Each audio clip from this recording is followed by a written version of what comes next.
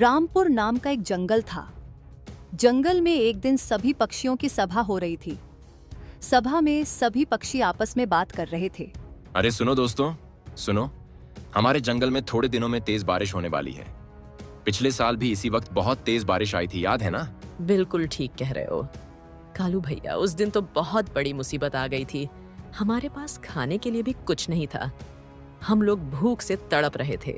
हाँ खुशी, बिल्कुल ठीक कहा तुमने। और इस साल हम ऐसी गलती बिल्कुल नहीं करेंगे। हम पहले से ही भोजन खोज कर रखेंगे। अब ये सब बातें मीनू मौसी भी सुन रही थी। मीनू मौसी दरअसल बहुत आलसी थी। उन्हें काम करना बिल्कुल पसंद नहीं था। अरे तुम लोग भी बेकार की टेंशन लेते हो। अरे पिछले साल जो हुआ सो हुआ, इस साल ऐसा कुछ नहीं होगा। और बारिश आने में अभी बहुत टाइम है, समझे तुम लोग। ये कालू कावा तो बस यूं ही टेंशन दे रहा है। अरे नहीं नहीं हिना मौसी, कालू भैया बिल्कुल ठीक कह रही हैं। हमें पहले से ही तैयारी कर लेनी चाहिए, नहीं तो बाद में बहुत परेशानी होगी। तो तुम लोगों को जो करना है वो करो, मैं चली, मुझे वैसे भी बहुत काम है। ऐसा बोलकर हिना मौसी वहाँ से चली जाती है। अब मेरे पास एक उपाय है। क्या? कौन सा उपाय कालू? अरे यहाँ से थोड़ी दूर पर एक खाली गुफा है।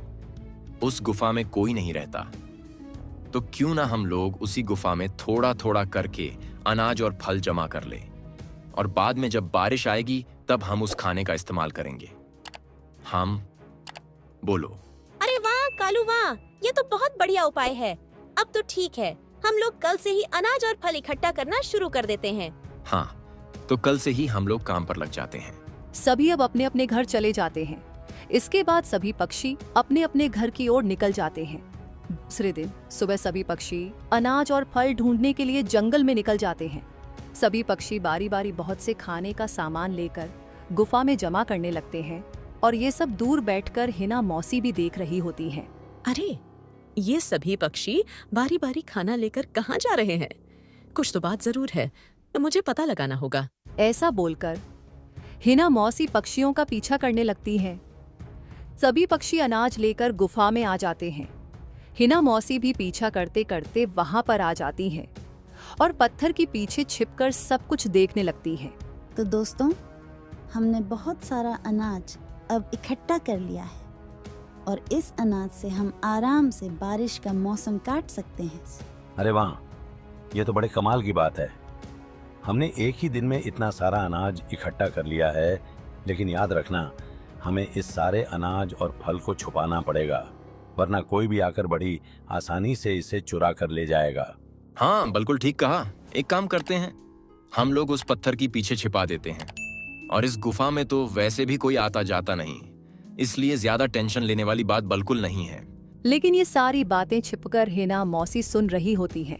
ये बात है, सभी पक्षी मुझे अकेला छोड़ के बारिश के लिए खाना इकट्ठा कर रहे हैं और मुझे बताया तक नहीं। कोई बात नहीं बच्चों, तुम्हें जितना अनाज इकट्ठा करना है उतना कर लो। अब मुझे सब कुछ पता चल गया है। अब मैं सारा अनाज चुरा कर किसी भी वक्त ले जाऊंगी। सभी पक्षी अनाज और फल लेकर पत्थर के पीछे उसे छिपा देते हैं और अपने घर की ओर निकल आते हैं। वही हिना मौसी पत्थर के पीछे छिपी होती है। जैसे ही सभी पक्षी गुफा से बाहर आते हैं, तब तुरंत हिना मौसी पत्थर के पास पहुंच जाती हैं। सारा अनाज और फल बारी बारी वहां से लेकर अपने घर चली आती हैं। अरे वाह, ये तो बहुत बढ़िया हुआ। मुझे इतनी आसानी से इतना सारा अनाज मिल गया, वो भी बिना मेहनत किए। बारिश का मौसम तो अब बड़ी आसानी से कट जाएगा। अब मैं बड़े आराम से रह सकूंगी। मैं अब उन लोगों को समझ आएगा मुझसे पंगा लेना कितना भारी पड़ा उन्हें। अच्छा ही हुआ कि हमने आज ही अनाज का प्रबंध कर लिया, वरना इतनी बारिश में हम लोग भला कहाँ जाते। बिल्कुल ठीक कहा रानी तुमने। अब ये बारिश भला कब रुकेगी या नहीं, हमें क्या ही मालूम। लेकिन चिंता की कोई बात नहीं है। हमारे पास काफी दिन तक चलने वाला अनाज जो है, अब हम कल सुबह खाने के लिए जाएंगे और पूरे दिन का खाना लेकर अपने अपने घर वापस लौट आएंगे। ठीक है, अब सब लोग मेरे घर पर आ जाना और हम लोग वहीं से साथ में जाएंगे गुफा की ओर, ठीक है? ऐसा बोलकर सभी पक्षी अपने अपने घर चले जाते हैं। अब अगले दिन सुबह हो जाती है। सभी पक्षी रानी के घर आ जाते हैं। आ गए ना सब लोग? ठीक है, तो अब हम लोग चलते हैं। हाँ हाँ ठीक है, चलो। सभी पक्षी गुफा की ओर जाने लगते हैं और बीच में तभी हिना मौसी का घर भी आता है। हिना मौसी का घर देखकर रानी को हिना मौसी की याद आ जाती है और वो उन सब से कहती है, अरे अब रोको रोको, क्यों ना हम हिना मौसी को भी साथ ले चले? वो भी तो बहुत भूखी होंगी ना। अरे नहीं नहीं, बिल्कुल नहीं। अरे वो तो बहुत लालची और कपटी है, मुझे तो वो जरा भी पसंद नहीं है। अरे नहीं, वो जो भी हो, लेकिन वो हमारे जंगल की तो सदस्य ही है ना, तो हमें उसकी मुसीबत के समय हमें उनकी मदद भी करनी चाहिए। ऐसा सुनकर तभी सभी पक्षियों को उस पर दया आ जाती है और वो लोग हिना मौसी को बुलाने लगती हैं। अरे क्या बात हो गई? तुम सब एक साथ क्या हुआ? भला मुझे क्यों बुला रहे हो? रानी तभी सब कुछ हिना मौसी को बता देती है और तब जाकर कहीं हिना मौसी की जान में जान आती है और वो भी सभी पक्षियों के साथ गुफा की ओर जाने लगती हैं। सभी पक्षी गुफा में आ जाते हैं और अनाज और फल जहां पर रखे थे वहां जाने लगते हैं। लेकिन जैसे ही वो लोग वहां पर पहुंचते हैं तो आश्चर्यचकित रह जाते हैं, क्योंकि सारे फल और अनाज वहां से गायब हो चुका था। कोई उन्हें चोरा कर ले गया था। अरे हम क्या करेंगे? अरे हाँ हिना, हमारी सारी मेहनत पर पानी फिर गया है। भगवान, ये क्या किया तूने? अब सभी पक्षी बहुत परेशान हो जाते हैं। किसी को कुछ भी समझ नहीं आ रहा था और वही कपटी हिना मौसी अंदर अंदर बहुत खुश हो रही है। अरे देखो, तुम लोग परेशान नहीं हो, मेरे पास 2 दिन तक का खाना रखा हुआ है, तो रुको, मैं आज का खाना तुम सब के लिए लेकर आती हूँ। ऐसा बोल के रानी खाना लेने चली जाती है और थोड़ी देर में खाना लेके वापस आ जाती है और सभी को थोड़ा थोड़ा अनाज और फल दे देती है। दोस्तों, तुम लोग बिल्कुल भी चिंता मत करो, जो भी हमारा खाना लेकर गया है ना, वो उस अनाज और फल को ज्यादा दिन नहीं रख पाएगा, वो उसके किसी काम नहीं आएंगे। क्या ऐसा क्यों? लेकिन क्योंकि दोस्तों, मैं जब कल फल इकट्ठा कर रही थी ना, तब गलती से फल के साथ बेरीज भी आ गई थी और बेरीज 1 दिन या 2 दिन में ही खराब होने लगती है और सड़ जाती है।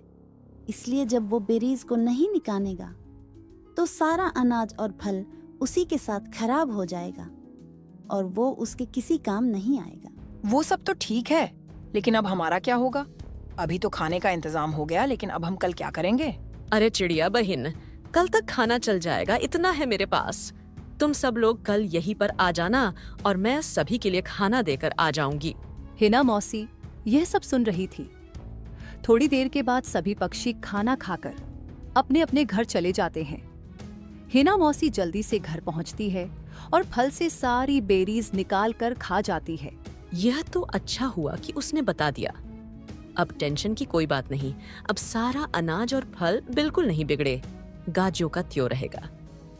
अब सो जाती हूँ, कल सुबह फिर गुफा में जो पहुंचना है मुफ्त का खाना खाने के लिए। ऐसे बोलकर हिना मौसी सो जाती है। हिना, आप ही है ना जिसने हमारे फल चुराए हैं? हाँ, क्या? नहीं नहीं, ये तुम क्या कह रही हो रानी? मुझे क्या पता फल के बारे में, मैंने ऐसा कुछ नहीं किया। और तुम्हारे पास क्या सबूत है कि फल मैंने ही चुराए? सबूत ये है मासी कि बेरीज खाने से ही ऐसा रंग हो जाता है और बेरीज का रंग 2-3 दिन बाद ही निकलता है। मुझे पता था कि हम में से ही कोई है जिसने ये काम किया है, इसलिए कल ही मैंने झूठ कहा था कि बेरीज 1 दिन में बिगड़ जाते हैं। लेकिन ऐसा नहीं होता, ताकि जो कोई भी उन बेरीज को चुभे तो उसका रंग उसे लग जाए और वो पकड़ा जाए। और जहाँ तक सबूत की बात है, तो सारा अनाज और खाना मुझे पता है, आपने अपने घर में ही छुपाया होगा। चलो चलकर इनके घर की तलाशी लेते हैं, अभी दूध का दूध और पानी का पानी हो जाएगा। ऐसा सुनकर अब हिना मौसी घबरा जाती है और सारा सच उगल देती है। ऐसा सुनते ही अब सभी पक्षी बहुत गुस्सा हो जाते हैं और मीनू मौसी चुराया हुआ खाना उन सभी को वापस करती है। वीडियो अच्छी लगी हो तो हमारे चैनल को सब्सक्राइब करना तो बिल्कुल मत भूलना। मैं आपसे मिलूंगा अगले वीडियो में किसी और नई कहानी, नई सीख के साथ। तब तक के लिए bye bye. Thank for watching.